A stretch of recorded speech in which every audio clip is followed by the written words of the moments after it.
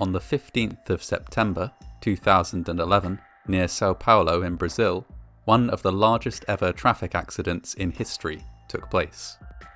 In heavy fog, several vehicles collided, beginning a chain reaction that ultimately consumed around 300 cars and trucks. The incident left one person dead and many more injured.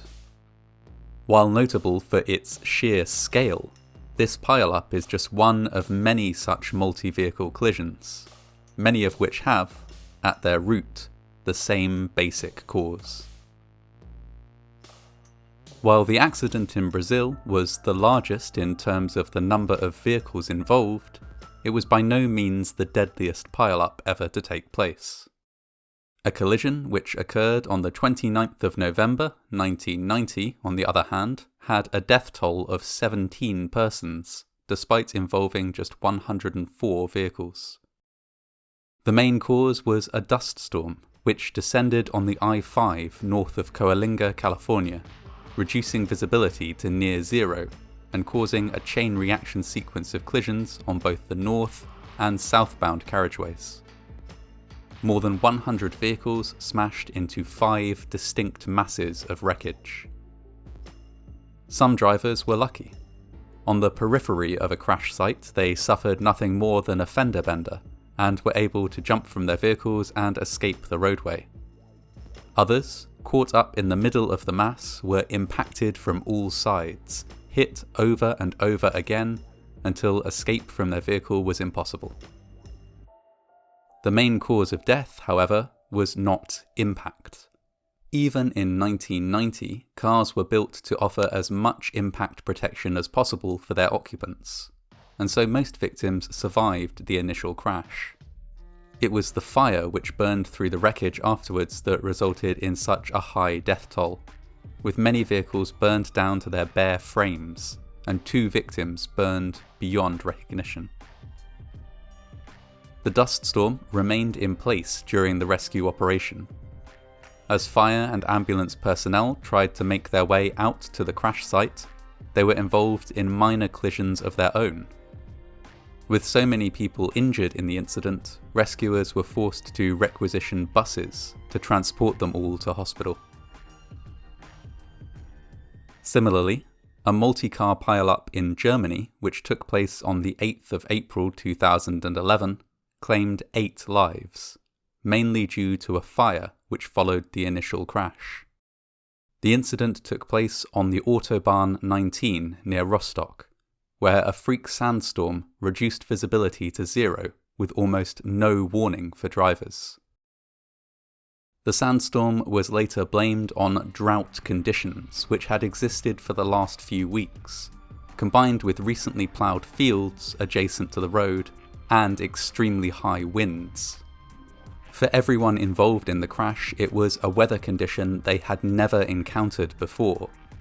Survivors described a black wall of sand that enveloped them without warning, and a road surface made unexpectedly slick by huge amounts of sand and grit.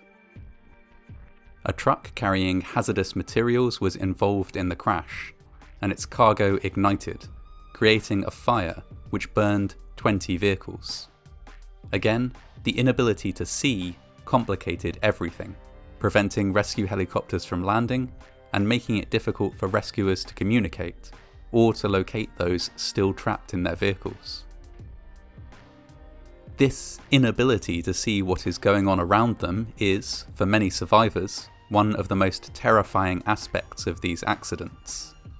Many describe the experience of sitting in their vehicles, hearing impact after impact nearby, unable to see far enough to determine if they are about to be hit again, or if it is safe to try and escape their vehicle and run to the side of the road. Despite the destruction of multi-vehicle collisions, high death counts are rare. Most crashes of this kind result in a massive number of injuries, but relatively few deaths. Where there is no fire, collisions involving hundreds of vehicles may only result in a relatively small number of deaths. Many people experience a very lucky escape. This was the case during a pileup which took place on the 5th of September 2013 in the UK. In this incident, more than 130 vehicles collided within the space of just a few minutes. One very fortunate driver, a man named Martin Stammers, was unable to stop in time to avoid the pileup altogether, but managed to steer his vehicle through a small gap between the wreckage and the central reservation. When he came to a stop, all he could hear for almost 10 minutes was the continual smash and crash of cars on the road behind him impacting the wreckage. Risking their lives, Stammers and his son exited their vehicle, skirted the wreckage and ran back up the central reservation to warn approaching drivers of the crash. Again, fog was the cause. The area where the crash took place had very poor visibility due to thick fog, and yet many drivers reportedly entered the fog without switching on lights and without significantly reducing their speed. Some witnesses reported being passed by cars travelling at motorway speeds just before the crash, despite visibility that extended no further than 9 meters, or around 30 feet. A pileup involving more than 130 vehicles was the inevitable result. Fortunately, however, though there were extensive injuries and hundreds of thousands of pounds worth of damage, nobody died in this particular incident. Each of these massive multi-vehicle collisions was caused by the same basic mechanism. A sudden change in weather conditions dramatically reduced visibility. This change of conditions takes many forms in different accidents. On the 27th of February 2014, south of Barrie, Ontario, a 105 vehicle pileup was caused by a snowstorm. On the 2nd of December 1994, intense glare from the sun on a rain-wet road caused a 127 vehicle pileup. And on the 9th of January 2008, fog and the smoke from a nearby chemical fire mixed to create zero visibility conditions on Interstate 4 in Florida, resulting in a 70 vehicle pileup. Where roads are prone to foggy or dusty conditions, it is possible to impose speed limits, improved lighting, and warning signs to give drivers a chance to adjust.